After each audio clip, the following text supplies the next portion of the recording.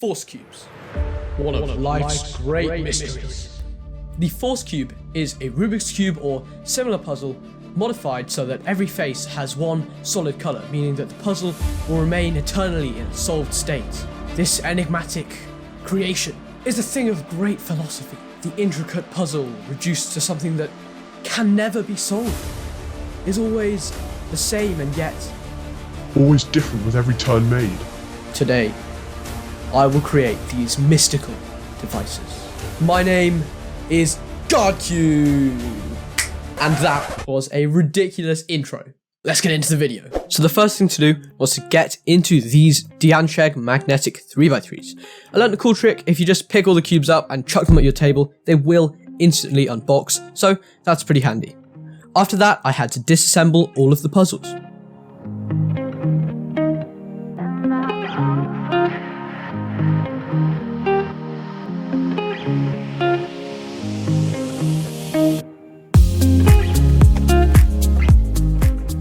It was at this point that I realised my first problem. The cores of these Dianshegs mean that you can still see what colour it is underneath because the centre cap doesn't cover the entire core, unlike on other cubes. I'll just pop a picture of this up on screen. This meant that I had to disassemble every single core and I would have to rebuild completely new cores with every single colour. So a core completely made of blue, one of yellow, one of white, one of red, one of orange, and one of green. I also had a problem with this because I couldn't even get the centre caps off. They were really tight, so I had to get a file, which you'll see in a minute, to prise them up. This meant that I snapped a couple of the legs on the centre caps, but it wasn't too big a deal, and it was fine really.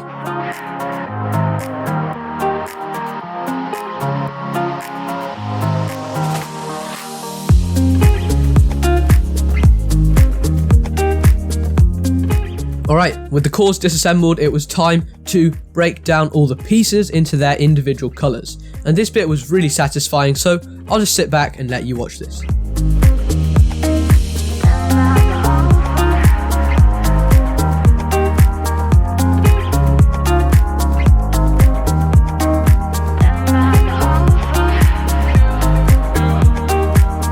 I did also face another little problem here because some of the edge pieces were really hard to open up, so I had to get another file type thing to kind of stick in between them, which you can see here, to prise them open, which was really quite difficult, and my fingernails were literally bleeding by the end of this step.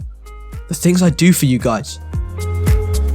So now you can see all these piles of colour, and it's just so satisfying to have these. Honestly, it just looks really nice, and this was one of the best bits, just seeing these super satisfying piles of solid colour, and all the core pieces as well.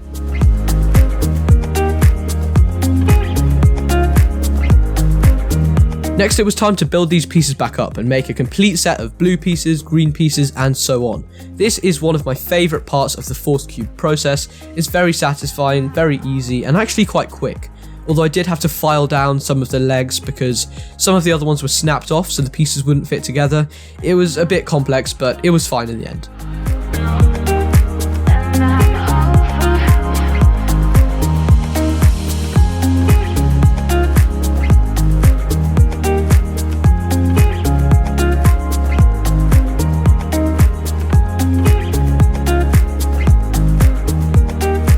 And with the pieces reassembled, I needed to reassemble the cores, and this was the bit that took way longer, way too long really, because I had to screw in every single one of 36 screws, and the screwdriver is quite small, so it was really quite difficult on my wrist and on my hand, and it took a while, but I got there in the end, and as you will see in a minute, fully assembled cores of solid colours do look really cool.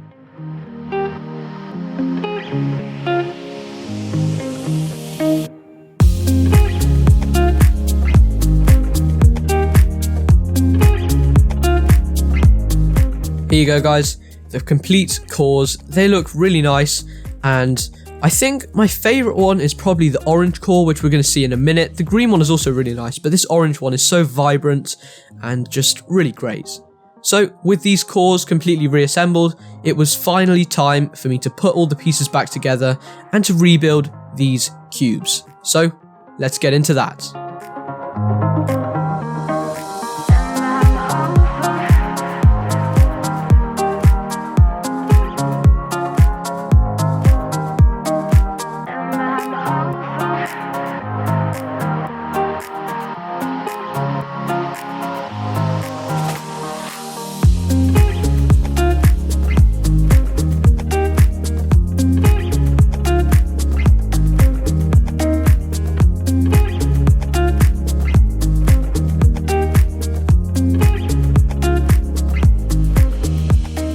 With the cubes reassembled, I just needed to tension them so that they weren't quite so loose and then put back on the center caps.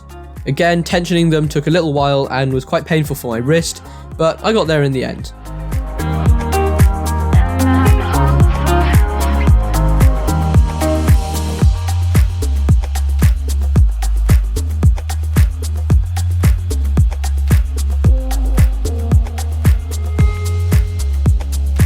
As you can see in this shot, the final issue I faced was with the white cube, because every single center cap had a logo sticker on because it came from 6 separate cubes.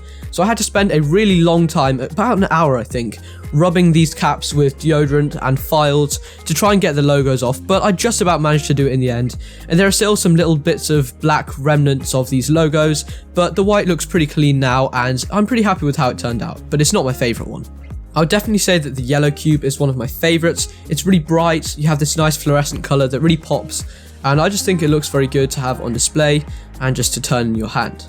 Orange is my overall favorite. The colors are super vibrant and just really nice to see and to look at. And force cubes in general are just such a satisfying thing to have, because you know how often you just want to fidget with a cube, but the problem with that is that you'll scramble it and then you have to solve it because you don't just want to leave it unsolved. Well, with forced cubes, you're not going to have this problem because they're always solved, sort of. And so this is a really satisfying thing to be able to do, and just nice to have them around so that you can just pick them up and turn them a bit whenever you want. And having them as magnetic cubes just makes that satisfaction even greater. I also think the green one looks really good. Possibly the camera doesn't really do it justice. The colors look a bit dull here, but it is actually in real life very bright and vibrant and very nice. And finally, we've got the blue one, which is also really good. I think if cube companies made a lighter shade of blue, that would be really cool. But obviously, they tend to go for this darker shade, this sort of royal blue, and it also looks very good. So there you go, guys. I just made force cubes. Well, that was actually really fun, even though it took ages, and 2 weeks later, my fingernails are still painful. It was definitely a really great experience to create force cubes, and they're really fun to have around, to play with, to turn, and just a nice piece to have on display because they just look really cool. If you want to make force cubes, I'd recommend using different cubes because the Dianshengs have a few problems, as I mentioned, that make them a bit of a pain for this though. Now guys, before the video ends, I just really want to say that we are gradually creeping ever closer to 1,000 subscribers, and this number is just immense to me. The fact that we're nearly at 800 already is just amazing. When we get to 1,000, I'm going to be doing a massive giveaway and have a really special video. So if you want to see that and you're not already subscribed, then please hit that subscribe button right there. It doesn't cost you anything, it takes a couple of seconds of your time, and it helps me out so much. And if you subscribe, we can grow the channel further and make more videos. Please also like the video if you enjoyed it, dislike it if you didn't.